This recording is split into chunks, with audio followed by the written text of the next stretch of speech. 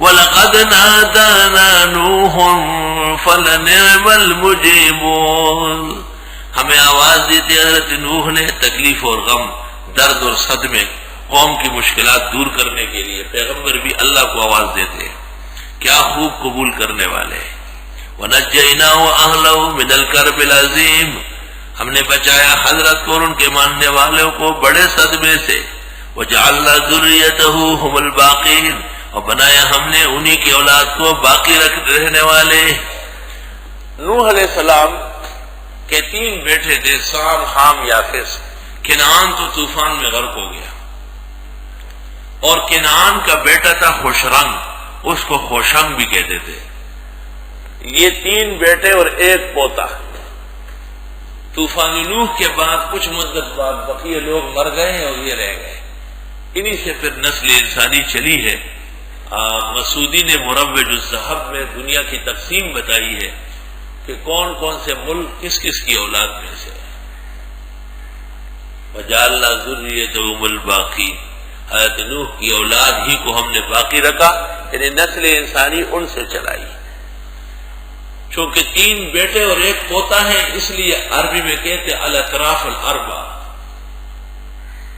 اردو میں کہتے ہیں 4 دانگے عالم، اور پشتو میں کہتے ہیں سلور کنج دنیا۔ اللہ قرآن وَتَرَكْنَا عَلَيْهِ فِي الْآخِرِينَ، ہم نے باقی رکھا حضرت کے لیے آنے والوں میں۔ سلام علی نوح فی العالمین، کہ سلام ہو حضرت نوح پر کائنات میں۔ علماء نے اس سے مسئلہ مستنبط کیا کہ انبیاء علیہ السلام کے ساتھ سلام کہا ہے نوح علیہ السلام۔ اِنَّا كَذَلِكَ نَجْزِي الْمُحْسِنِينَ، بے شک اسی طرح ہم بدلے دیتے ہیں نیکوکاروں کو۔ اِنَّهُ مِنْ عِبَادِنَا الْمُؤْمِنِينَ، بے شک وہ ہمارے مومن بندوں میں سے تھے۔ ثُمَّ أَغْرَقْنَا الْآخَرِينَ، پھر ہم نے غرق کیے اور۔ وَإِنَّ مِنْ شِيعَتِهِ لَإِبْرَاهِيمَ، حضرت کی اولاد میں آئے ہیں ابراہیم علیہ السلام۔ اِذْ جَاءَ رَبَّهُ بِقَلْبٍ سَلِيمٍ، اس وقت آ گئے رب کے حضور دل تسلیم شدہ کے ساتھ۔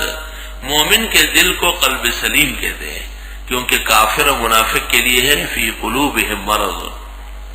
اذ قال لأبی، جب حضرت نے فرمایا اپنے والد سے، وقومہ، لوگوں سے، ماذا تعبدون، کن کی عبادت کرتے ہو، یہ کیا مورتیاں رکھی ہے، ائفکن، آئے جھوٹ، آلہتن، معبود بنا کر، دون اللہ، اللہ کے سوا، تریدون، تم چاہتے ہو، فما ظنکم برب العالمین، کیا گمان ہے رب العالمین کے بارے میں۔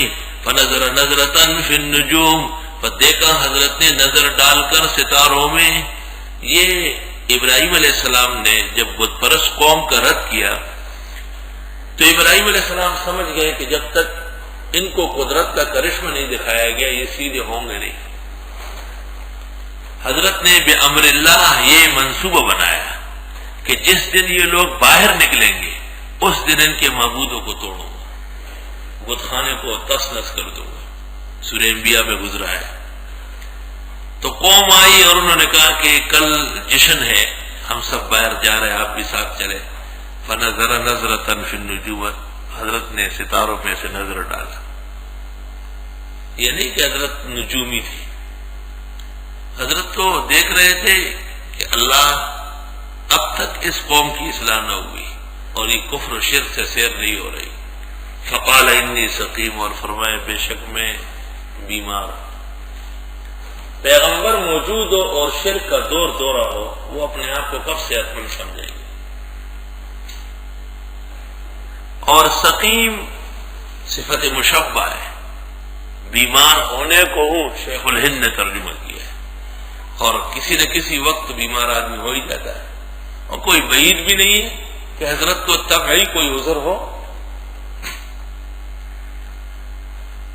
جب حضرت نے یہ خیال کیا کہ بھئی ان کے ساتھ جانا یہ بڑی بیماری کا ساتھ، اس سے بہتر ہے کہ عذر کر کے یہی رہوں، تو لوگ تو چلے گئے، فتولوا عنہ، بس چلے گئے لوگ حضرت کو چھوڑ کر، مدبرین، پیٹ پھیر کر۔ فراغ الی آلہتہم، راغ یروغ کے معنی چلا جانا، فراغ پس راغ لو کنا پختو دے فراغ ہونا راغ لو الی آلہتہم دے بتانو طرف تا، فراغ الی آلہتہم، راغ لو، پس حضرت متوجہ ہوئے ان کے بتوں کی طرف۔ فقالا، اور فرمایا، الا تاکلون، کھاتے نہیں؟ سب کے سامنے حلوہ پراٹھا حلوہ پراٹھا، اس زمانے کے بدعتیوں نے رکھ دیا تھا۔ ما لکم لا تنطقون، کیا ہوا تمہیں بولتے نہیں؟ فراغ علیہم، بس لگ پڑے ان پر، ضربا بالیمین، مار مار کر دایاں سے، ہتھوڑا لے کے ڈزا ڈزا ڈزا ڈزا، سارے بت توڑا۔ فاقبلوا الیہ یزفون، متوجہ ہوئے حضرت کی طرف دوڑ کر، وہ یہ کیا کیا تم نے؟ قال اتعبدون ما تنحتون، اللہ، حضرت نے فرمایا، تم عبادت کرتے ہو وہ جو تراشتے ہو، واللہ خلقکم وما تعملون، اور اللہ نے پیدا کیا تم کو اور جو تم بناتے ہو۔ قالوا ابنوا له بنیانا، کہنے لگے بناؤ اس کے لیے ایک جگہ، فالقوه فی الجحیم، ڈال دو اس کو آگ کے ڈھیر میں۔ فارادوا به کیدا، انہوں نے ارادہ کیا حضرت کے خلاف سازش کا، فجعلناهم الاسفلین، ہم نے کر دیا ان کو نیچے اور حضرت کو اوپر کیا، حضرت کی عزت ہوئی، اللہ نے وہ نار نمرود گلی گلزار کیا۔ تفسیری قصہ سورہ انبیاء میں گزرا ہے۔ وقال، حضرت نے فرمایا، انی ذاہب الی ربی سیہدین، بے شک میں جا رہا ہوں رب کی طرف، وہ میری رہنمائی فرمائے گا۔ کیا عراق سے شام روانہ ہو گئے۔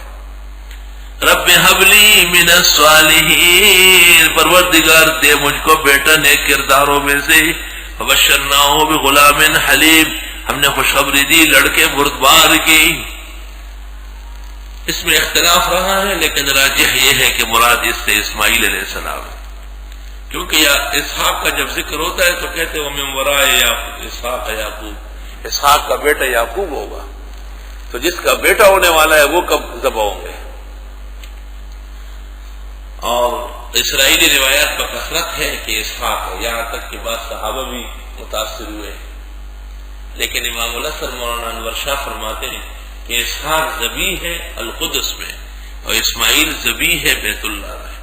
کوئی کعبہ قبلہ بن نہیں سکتا جب تک نبی اس کے جوار میں ذبح کے لیے پیش نہ ہو۔ قرآن کریم نے جس ذبیح کا ذکر کیا وہ اسماعیل علیہ السلام ہے۔ ایک دلیل یہ بھی ہے کہ اسحاق کا جب بھی ذکر ہوتا ہے تو علیم آتا ہے، علم والا، اور حضرت اسماعیل کے ساتھ حلیم آتا ہے۔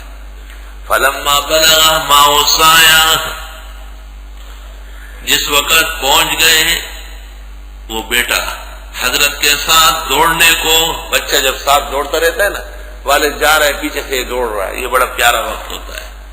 قال یا بنی، حضرت نے فرمایا، اے میرے بیٹے، انی ارا فی المنام، بے شک میں دیکھ رہا ہوں آپ کو خواب میں، انی اذبحک، کہ میں آپ کو ذبح کرتا ہوں، فانظر، دیکھیے، ماذا ترى، کیا خیال ہے۔